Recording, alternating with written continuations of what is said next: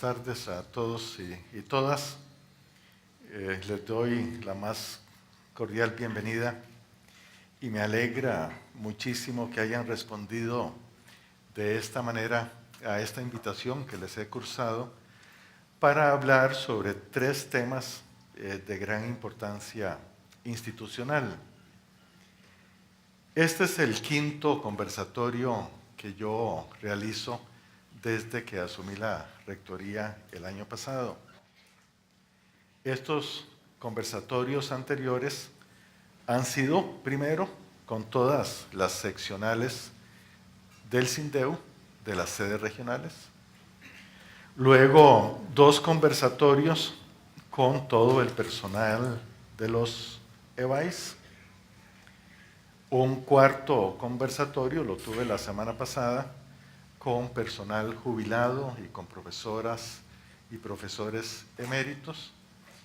Pero esta es la primera vez que curso una invitación a tener un conversatorio con toda la comunidad universitaria. En los anteriores conversatorios, los temas han sido muy específicos y atinentes a los grupos que acabo de mencionar. En esta oportunidad tenemos 3 temas que abarcan a toda la institución. Y esa es la razón por la cual he decidido hacer una invitación tan general como esta, simplemente a toda la comunidad universitaria. Y vamos a tocar 3 temas: el empréstito con el Banco Mundial, el último acuerdo de negociación del FES para el año 2014, y explicaré por qué para el 2014 únicamente, y luego entraremos a ver la situación de las becas para estudiantes. De manera que vamos a empezar primero con el tema del Banco Mundial. Este es un tema ciertamente complejo, es un tema controvertido y polémico, y como ustedes saben, yo soy de las personas que ha contribuido a su naturaleza controversial.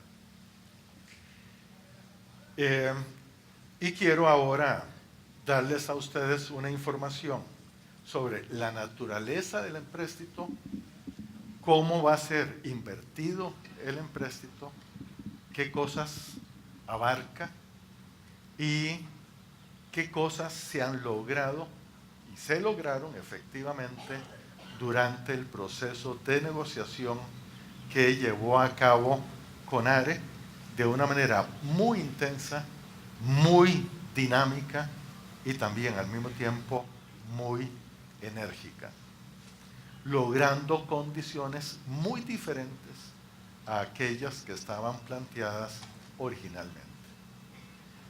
Luego pasaré al tema del FES, pero entonces veamos primero el tema del empréstito del Banco Mundial. Se le llama Proyecto de Mejoramiento de la Educación Superior, y este proyecto de mejoramiento de la educación superior consiste de un aporte de $200 millones que el gobierno de la República obtiene mediante la firma de un préstamo internacional con el Banco Mundial. Aclaro desde el principio que el empréstito es para el gobierno de la República, y es el gobierno de la República el que se encarga entonces de pagar el empréstito, no las universidades. Se hace una distribución por partes iguales de $50 millones para cada universidad. En mayo del 2013, este empréstito experimenta su aprobación por parte de la Asamblea Legislativa. Como todo empréstito internacional, tiene que ser aprobado por la Asamblea Legislativa. Las características del préstamo. Tenemos primero como prestatario al Banco Mundial. Préstamo que entonces fue aprobado de manera correspondiente. Hay algunos detalles de la presentación que no voy a leer, pero que fue aprobado por el directorio del Banco Mundial. El deudor, como ya lo dije, es el gobierno de la República de Costa Rica. No somos las universidades. Y la firma del empréstito fue realizada por el gobierno de la República.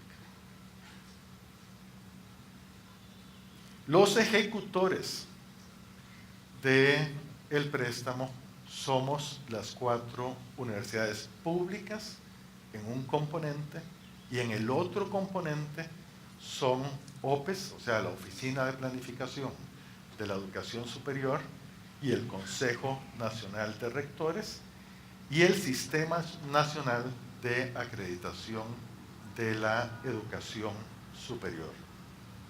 Dura 5 años y ya está corriendo el tiempo.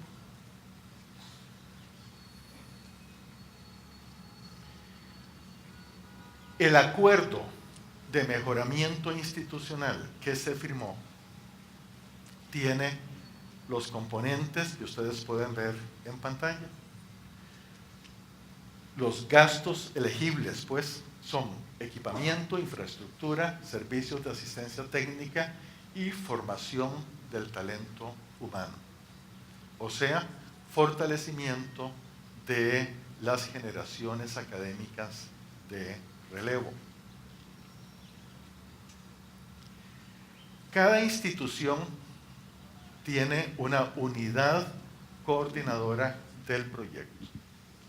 En la Universidad de Costa Rica no vamos a crear una unidad o una oficina especial para el proyecto, sino que vamos, por decirlo así, a juntar a las personas, a un conjunto de personas competentes que están en diferentes oficinas para que se hagan cargo del proyecto.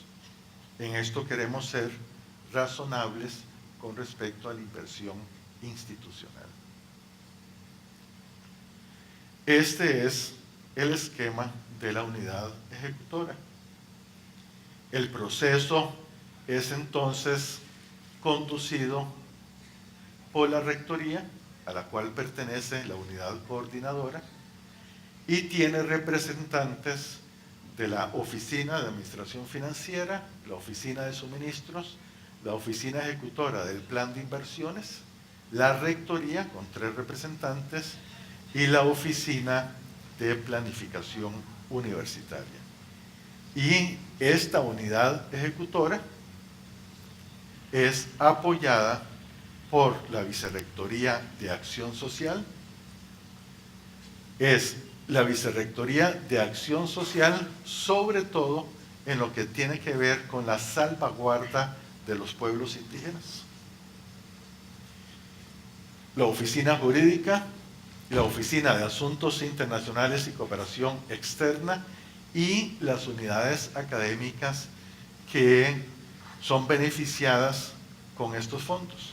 O sea, aquellas unidades académicas que desarrollan proyectos. El proyecto, en su globalidad, tiene 2 salvaguardas. ¿Qué son salvaguardas? Bueno, un conjunto de condiciones que tienen que respetarse para poder ser aplicables las inversiones. La salvaguarda de pueblos indígenas y la salvaguarda ambiental. La salvaguarda ambiental está siendo sobre todo gestionada por el Programa de Gestión Ambiental de la Universidad de Costa Rica y la Oficina Ejecutora del Plan de Inversiones con el gestor ambiental que está presente allí. En esta presentación me estoy refiriendo únicamente a lo que sucede dentro de la Universidad de Costa Rica. Pero tenemos una unidad de coordinación dentro de CONARE. Y al mismo tiempo vínculos de coordinación dentro de la comisión de enlace. ¿Cuáles son las iniciativas que se van a financiar con estos 50 millones de dólares? Son las siguientes. Voy a ir una por una. Arriba tenemos las iniciativas que competen sobre todo a las sedes regionales. Y como ven ustedes, es por uno de los montos mayores, casi 9 millones de dólares. Estas iniciativas que involucran a las sedes regionales, sobre todo, son la ampliación en el acceso y la cobertura en las áreas de ingenierías. ¿Cuáles áreas de ingenierías?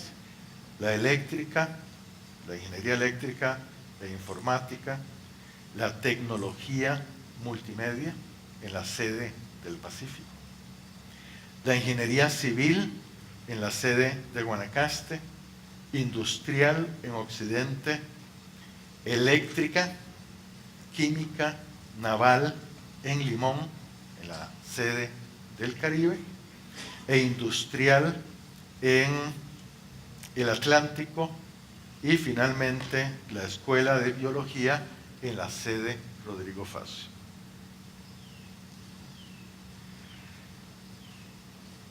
Luego, en la lista que tenemos en pantalla, sigue un proyecto del área de las ciencias sociales, específicamente de la Facultad de Educación.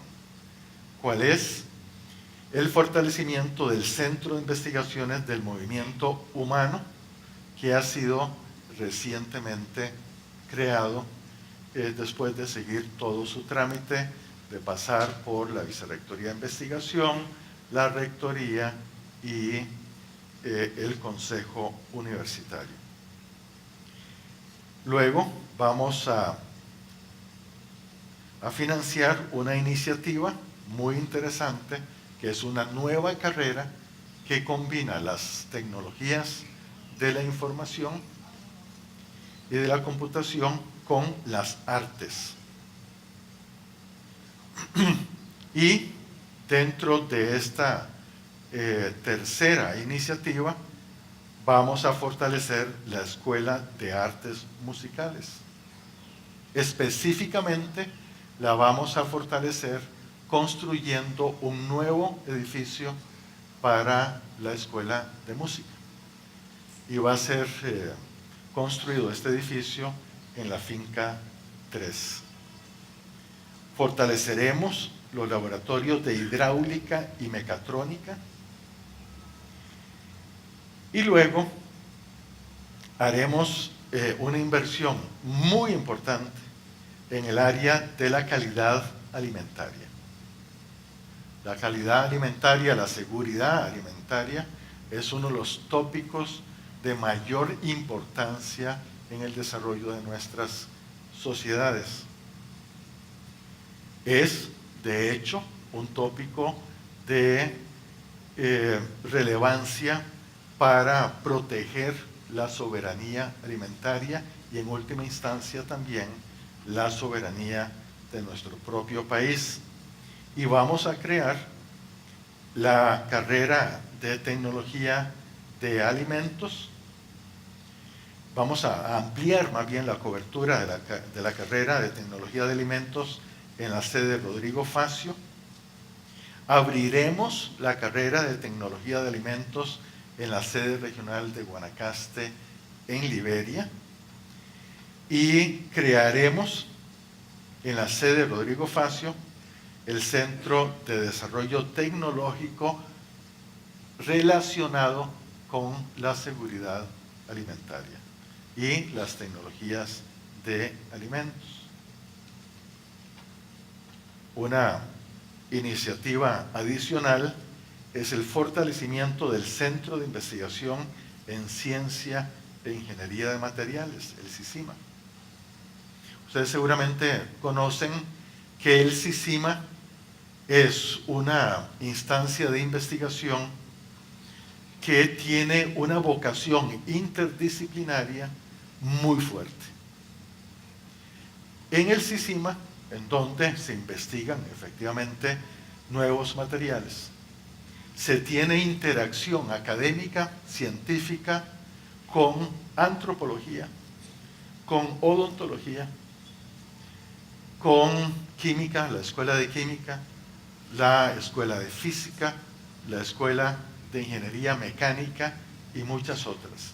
Constituye un foco de interacción interdisciplinaria, de los más dinámicos que tenemos en nuestra universidad y que tiene la fortuna, además, de combinar esfuerzos de diferentes áreas académicas, como las ciencias sociales y las ciencias de la salud y las ciencias básicas.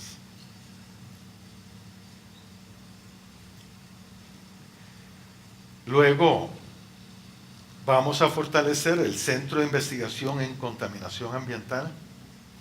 Creo que es una prioridad nacional el fortalecer todo aquello que conduzca a la investigación que tenga que ver con la protección del medio ambiente. Y el CICA, el Centro de Investigación en Contaminación Ambiental, es un centro de investigación líder en toda América Latina. Es más, es un centro de referencia para toda América Latina y es un centro de referencia así nombrado también por el Organismo Internacional de la Energía Atómica. Fortaleceremos el área de la salud en el campo de la salud pública, las tecnologías en salud, incluyendo la salud ambiental en la sede regional de Guanacaste. El Centro de Investigaciones en Neurociencias ya ha sido creado, pero recibirá con este proyecto una aportación de recursos sumamente importante. Y de penúltimo, mencionó el fortalecimiento del SICANUM y la construcción de un ciclotrón. Este es un proyecto especialmente importante para el desarrollo de la medicina costarricense. El ciclotrón, como ustedes muy bien saben, y muchos mucho mejor que yo, es un acelerador de la materia que sirve para investigar el comportamiento de la materia, pero en el caso nuestro no lo vamos a adquirir y construir con fines de investigación únicamente, sino con el propósito de producir radiofármacos. Los radiofármacos son sustancias que se utilizan para el diagnóstico de enfermedades a un nivel muy alto de precisión. Tanto así que podemos tener imágenes tridimensionales del organismo humano y de los diferentes órganos del organismo humano.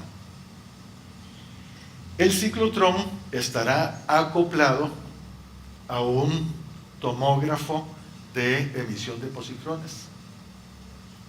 Y eso permitirá entonces un salto que casi uno diría que sería cuántico, ¿verdad?, con respecto a la capacidad de diagnóstico certero y fino, sobre todo del cáncer.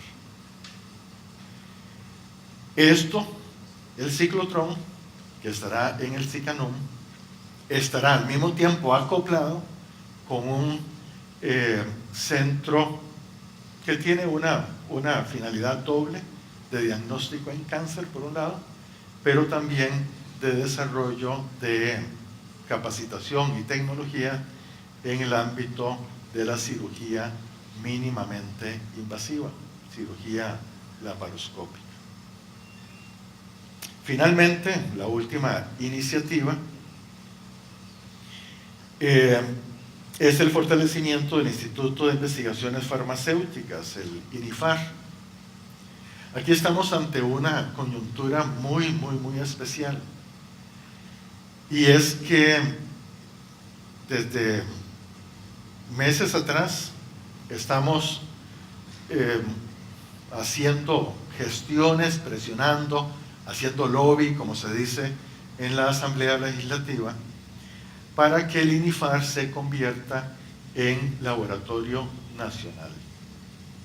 Al convertirse en laboratorio nacional, será el centro en el cual, el instituto en el cual vamos nosotros a hacer, digamos que una certificación de la calidad de las medicinas.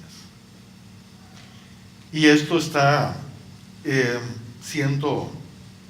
ha sido impulsado por la Rectoría y se ha concretado en el nuevo proyecto de ley de investigaciones biomédicas, el cual todavía no ha sido aprobado por la Asamblea Legislativa, pero es este documento, este proyecto de ley que ha resultado de una mesa de diálogo entre diferentes sectores y que en la Asamblea Legislativa está entonces, ojalá, pronto a ser discutido.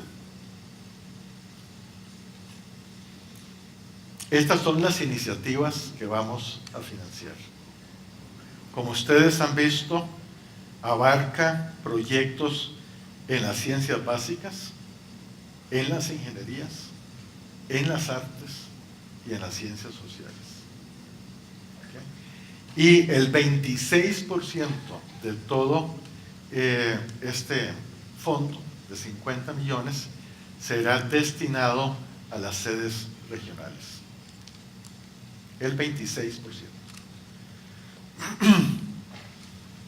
Les decía que la negociación fue ardua. Y como en toda negociación, se empieza con unas condiciones y se negocia para tener otras más favorables. Y voy a mencionar algunas de las cosas, en realidad muchas, que eran parte del proyecto inicial, tal y como fue presentado por el Banco Mundial al Gobierno de la República, y lo que fue negociado en CONARE, con la participación de las 4 universidades y la participación también de OPES. Originalmente, la visión país era definida por el gobierno con base en las prioridades nacionales del gobierno. Pero el resultado fue que finalmente esa visión del país fue definida por las universidades. Luego, las áreas académicas relevantes, inicialmente las definía el gobierno y se decía que no debían repetirse entre las universidades. Pero lo que logramos negociar, y es lo que quedó, es que las áreas académicas eran definidas por las universidades y cada universidad era absolutamente autónoma y libre para hacer esa definición. Y si se daban repeticiones, eso iba a responder a los criterios de cada universidad. Se habló entonces más bien de complementariedad entre las instituciones. Mucha gente ha temido, ¿verdad?, que las artes y las humanidades no estuvieran presentes, pero eso no fue el resultado final. Más bien, como ya lo he expuesto con las iniciativas que he mencionado, las artes y las humanidades quedaron incluidas. ¿Por qué? Porque ellas constituyen una prioridad institucional para las 4 universidades públicas de nuestro país. Por lo tanto, se van a financiar iniciativas, proyectos de ciencias sociales, de las artes y las humanidades. Los objetivos específicos de todo el proyecto debían, según la propuesta inicial, responder a los objetivos prioritarios del Plan Nacional de Desarrollo. Eso se cambió. De manera que los proyectos responden a las prioridades de planes. Planes son, los planes de planificación de la educación superior. Planes significa planificación nacional de la educación superior. Las iniciativas se construyeron y definieron totalmente dentro de las universidades. Inicialmente, las residencias estudiantiles no constituían una prioridad. La Universidad de Costa Rica va a construir residencias estudiantiles con estos fondos. Se nos decía que debíamos tener un sistema integrado de información universitaria que incluyera también a las universidades privadas. Eso fue rechazado por nosotros. Y como contrapartida vamos a fortalecer efectivamente el sistema integrado de información universitaria estatal, no la privada. Esto es una iniciativa, es un proyecto que de todas maneras ya existe en CONALE. Y hemos trabajado en este sistema de información coordinada, de un sistema integrado de información universitaria estatal desde hace varios años. En los sistemas de información en las universidades, los recursos del proyecto, se decía originalmente, se asignarán al desarrollo de sistemas homogéneos para las 4 universidades, pero logramos que las universidades seguirán fortaleciendo sus propios programas y proyectos referentes a sistemas de información. Todo eso respetando sus propias particularidades. Y estos sistemas generarán lo que ya he mencionado, ¿verdad? Un sistema de información que de todas maneras venimos trabajando en él desde hace varios años. En los sistemas de becas, sí, ciertamente se decía que debían reformarse y ser homogéneos en las 4 universidades. Esa pretensión fue totalmente eliminada. O sea, no se incluye dentro del proyecto ninguna modificación de los sistemas de becas. No se van a homogeneizar, son competencia exclusiva de cada institución. Y se van a fortalecer con los recursos propios de cada institución. Entonces, como ustedes pueden ver en este punto que en algún momento ha despertado suspicacias y temores, esto es algo que no se va a tocar. Y es algo que permanece como competencia de cada universidad. Ustedes se acuerdan posiblemente, porque en los últimos días ha sido revivido, de aquel documento sobre competitividad en Costa Rica, donde hablaba de la evaluación por resultados. Eso efectivamente fue también en esta oportunidad presentado, pero nosotros no aceptamos esa opción. Lo que aceptamos es que es un préstamo de inversión específica Y estos desembolsos se van a realizar según el plan de ejecución de las iniciativas de cada universidad.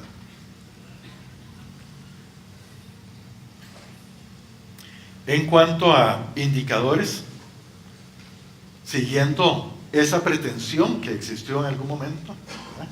y que fue algo muy conocido y debatido dentro, por lo menos, de nuestra universidad, se quería dar seguimiento a la totalidad de los recursos del FES. Pero aquí aclaro algo realmente importante. Este préstamo no es parte del FES.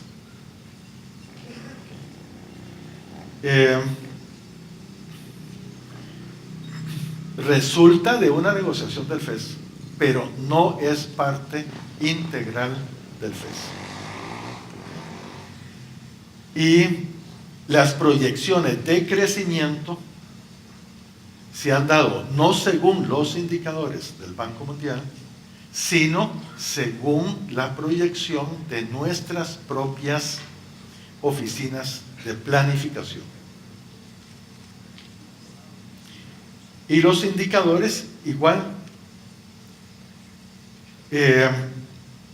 podrían haber limitado las posibilidades de control por parte de las universidades, pero no se hizo así, sino que los indicadores han sido desarrollados según la naturaleza propia, interna de cada universidad.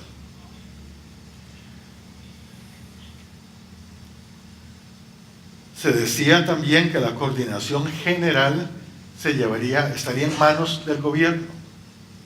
Finalmente quedó en que la coordinación general se hace desde CONARE. O sea, la coordinación entre las 4 universidades se hace en CONARE. Y aquí aprovecho para recalcar que en la versión final del acuerdo de mejoramiento institucional también se incluyó una cláusula que dice explícitamente que se respetará el artículo 84 de la Constitución Política y que por lo tanto se respetará la autonomía universitaria. Se decía que habría un comité de evaluación y de seguimiento conformado por un grupo de notables, y en lo que hemos finalmente acordado es que la evaluación se llevará a cabo mediante una estrategia cuyos términos de referencia son elaborados por las universidades, no por instancias externas a las universidades. La aprobación de los acuerdos de mejoramiento institucional se proponía también que se aprobaría en el primer año y luego sería revisado anualmente por la comisión de enlace. Pero eso no ha quedado así. Más bien se aprueba por una única vez, por todo la vigencia del proyecto. También se pretendía que las diferencias se resolverían en la comisión de enlace, y hemos quedado en que se resuelve entre las partes, sin intervención de la comisión de enlace. Ya estoy a punto de terminar esta parte, les pido un poquito de paciencia. El acuerdo de mejoramiento institucional sería firmado por el Ministerio de Hacienda, Ciencia y Tecnología y Educación. Hemos firmado un acuerdo entre las universidades y únicamente el ministro de Educación. Acuérdense ustedes que esto es un préstamo que adquiere el gobierno, que lo dona a las universidades. Por supuesto que lo dona dentro de un acuerdo entre las partes. Luego, finalmente, no habrá excepciones para la inscripción del proyecto en Mideplan, más bien las hubo. las universidades aportamos a Mideplan los documentos generados durante la negociación. Y como lo dije al puro principio, hay dos salvaguardas, una salvaguarda ambiental y una salvaguarda indígena, que las universidades las asumen porque compartimos sus principios de protección ambiental y de equidad para la población indígena. Y estamos, de hecho, ya desarrollando proyectos que fomentan la equidad, sobre todo en el ámbito de la educación de los pueblos indígenas. Se decía que íbamos a utilizar la caja única del Estado. Eso fue total y absolutamente rechazado por las universidades, porque eso hubiera significado una instancia de control sobre nuestras finanzas. Y lo que establecimos fue una cuenta única para cada universidad, que manejaría y manejará cada universidad sin injerencia del Tesoro Nacional. Durante la negociación se fueron haciendo ayudas memoria. Y se decía que lo conversado entre el gobierno y el banco se asumía como acuerdo de las misiones. Estos acuerdos no fueron aceptados. Si en ellos no se tomó el parecer de las universidades. Y finalmente los documentos de especialistas del banco, se realizaron análisis críticos de los mismos y no se aceptaron en ningún caso hasta tanto no incluyesen información satisfactoria para las universidades. Un ejemplo de ello es el manual operativo. El manual operativo contenía una gran cantidad de elementos académicos. O sea, iba más allá de lo que es un manual operativo, que debe contener únicamente indicaciones técnicas de cómo manejar los informes, de cómo hacer los desembolsos y este tipo de cosas. Pero contenía una enorme cantidad de indicaciones académicas. Todas ellas fueron eliminadas. Todas. Y eso correspondió más o menos a unas 82 páginas o un poco más. Esta negociación, por supuesto que no fue fácil. Fue una negociación dura y a ratos intensa y agresiva. Fue amarga. Se dieron muchos momentos de desacuerdo entre las partes. Ninguno de estos resultados, de estos logros, se dio de manera gratuita. Todos fueron peleados.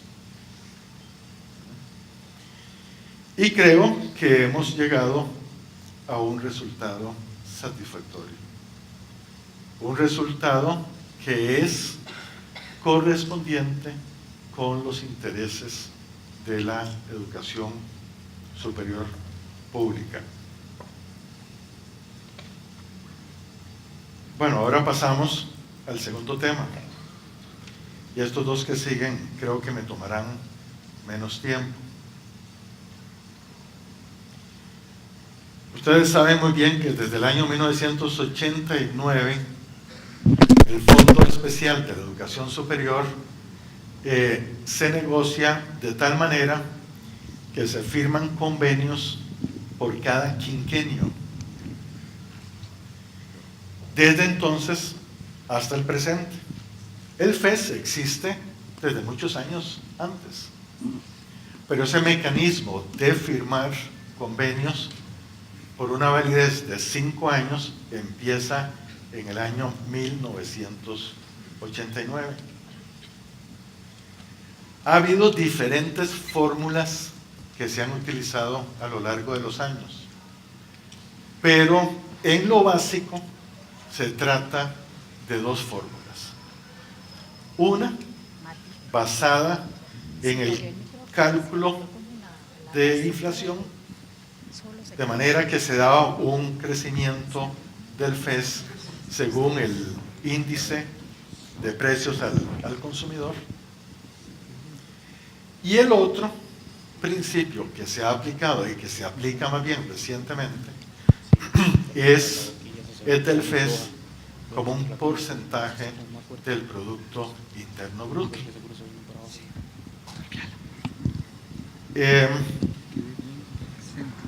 Este último principio, o este punto de partida, es el que ha demostrado ser más beneficioso para nuestras universidades. El último convenio firmado es el del 2010 y es un convenio que está vigente todavía. Pero ese convenio tiene un problema, una limitación muy importante que vamos ahora a pasar a discutir, que es el que se encuentra en el artículo 9, que procederé a leer. El artículo 9 del convenio vigente del 2010 dice que el financiamiento del FES aumentará progresivamente del 2013 al 2015 hasta alcanzar en el 2015 el 1,5% del Producto Interno Bruto. En el marco del incremento del 8% del PIB destinado a la educación y en relación directa con el mejoramiento de la carga tributaria. Para ello, el Gobierno de la República establecerá una estrategia de política fiscal que permita una mayor progresividad y justicia tributaria y que la carga tributaria ascienda a su nivel actual, más bien de su nivel actual de 13,4% del PIB a 15,9% del PIB, para fortalecer las capacidades de la economía, para crecer en forma equitativa y sostenible y en particular para asegurar los recursos necesarios que permitan ir cumpliendo la meta de hacer llegar el FES al 1,5% del PIB en este quinquenio. Este artículo, bueno, parece muy bueno y hubiera sido extraordinariamente beneficioso si se hubieran cumplido las condiciones que allí se dicen. Pero resulta que ninguna de esas condiciones se cumplió. Vamos a ver cuáles son las condiciones. Que se logre el incremento del 8% del PIB destinado a la educación. No estamos en el 8% y no vamos a llegar al 8% en el 2015. Se establecerá una estrategia de política fiscal. Esa estrategia de política fiscal que estableció el gobierno fue el popularmente llamado plan fiscal. Y sabemos muy bien que el plan fiscal fracasó. Entonces, tampoco se pudo cumplir con la siguiente condición, de que se pasara la carga tributaria del 13,4% del PIB al 15,9%. Eso tampoco se cumplió. Entonces, no se dio ninguna de las condiciones que este artículo preveía para poder llegar al 1,5%. Y la probabilidad de que en el año 2015 se llegue a cumplir estas condiciones, por ejemplo, llegar a una carga tributaria del 15,9%, esa probabilidad es prácticamente inexistente.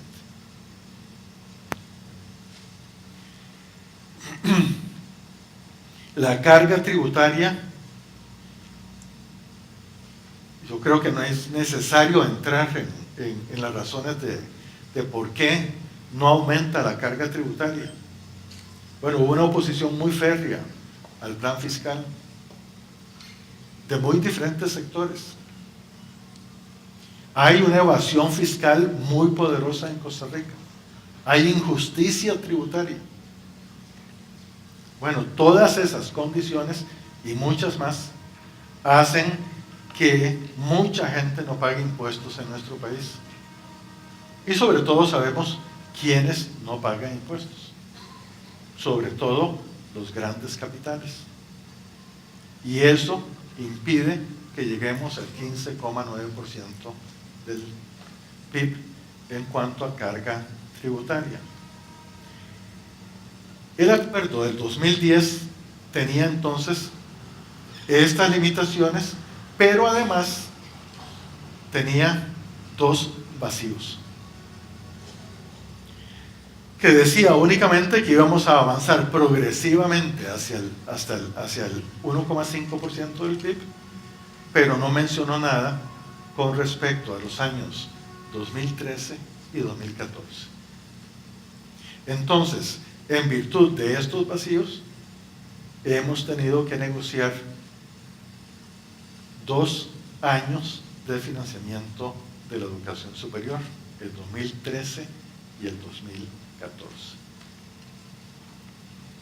Y estas 2 negociaciones han llevado a resultados que ahora voy a exponer.